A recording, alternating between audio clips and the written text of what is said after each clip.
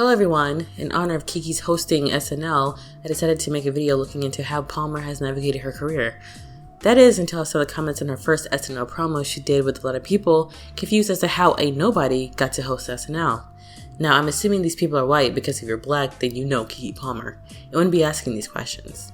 Don't get me wrong, there are people who are excited for her premiere, but the "Who is Keke Palmer" comments were very present. So it made me pivot into looking at how mainstream America couldn't have known about Keke Palmer for so long. Let's get into it.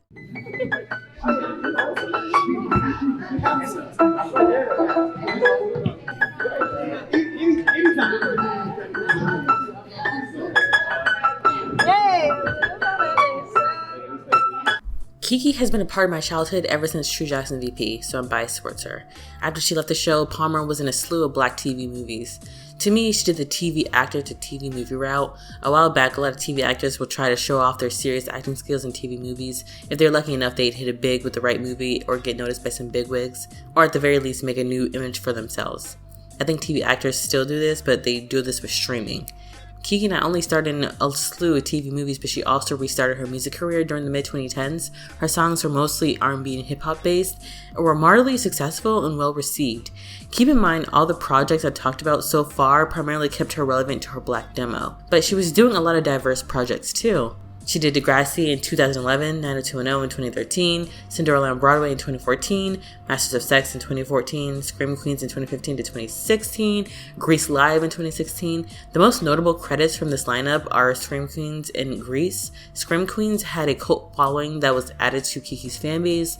Then with Grease, the critics and general public loved her in it, but she was a supporting character, so she only got moderate attention. In fact, none of these projects launched her profile very much in the GP, and I'm thinking it's because most of these shows that she was on weren't very popular. They were all very niche, but nothing major, and on top of that, she was usually a guest star in these shows with multi-episode arcs, with the exception of Scream Queens, and she keeps doing underrated projects further along in her career. It's the same thing with her notable theatrical credits. They all flew under the radar, so no wonder she wasn't known sooner in the mainstream. Another reason why I think white America doesn't know Keke is because she achieved her longevity using social media. And when talking about the internet, it's so big that it seems like a group of sub-communities into one. Now, there have been times where the internet has made her known to the general public, like the "Sorry to This Man" meme or the "Meg Thee Stallion" meme, but for the most part, her presence was kept within her fan base. And something interesting about her fan base, they are strong enough to help her get opportunities, like starting campaigns for her inclusion in Insecure, Sister Act 3, and now just recently the SNL hosting stint.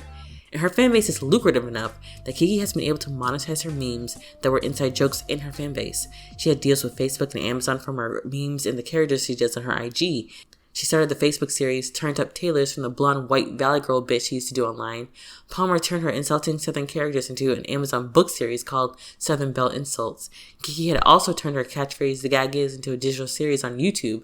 Even now, she just launched her Amazon exclusive podcast, Baby This is Keke Palmer, from her famous meme. Again, we see Keke use alternative routes, making new roads for herself. Social media has also made Keke reinvent herself in a way that she stays culturally relevant 20 years in her career, but just enough under the radar and diverse enough to where people don't get tired of her. Palmer is in almost everything. She's the only celeb I know who is known for so many things that as fans will be saying different stuff. It could range from Star to Call Me Daddy to True Jackson to Nope.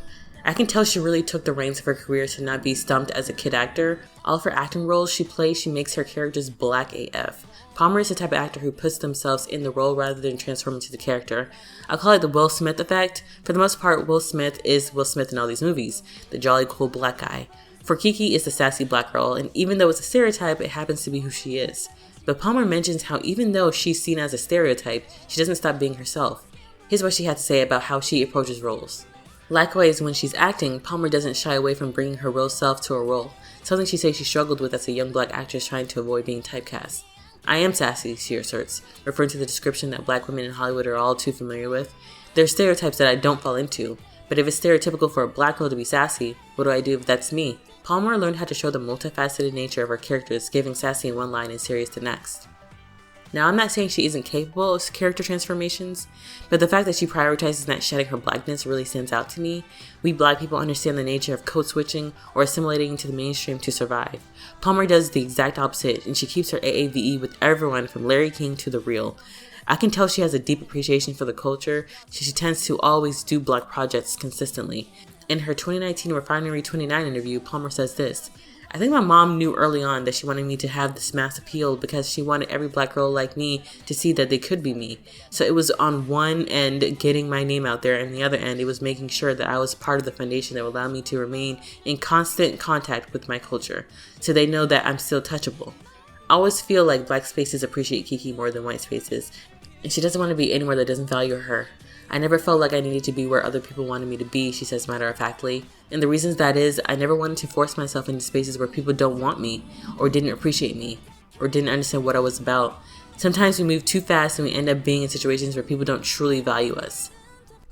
Just from this quote, I feel like it reaffirms my theory that Keke isn't trying to be that A-list entertainer. During that whole Zendaya colorism Twitter discussion that was happening, that was the first thought I had in my head. Like, I know when she was younger, she used to talk about being the next Will Smith or Angela Bassett. I think her priorities have changed. Keke, in my opinion, has transitioned from how do I get a seat at the table to how do I make my own table. And she utilized social media to make that table. Now from her making her own channel, Key TV, we see her transitioning to being a gateway for new black acts to get their foot in the door. Lastly, I just want to say, for those who don't think she's famous enough to host SNL, I think her success with Nope at the very least gives her enough credit to host. And SNL would be lucky to have a talent like her hosting their show. Furthermore, if Gerard Carmichael can host SNL, Keke certainly can. Please like, comment, and subscribe.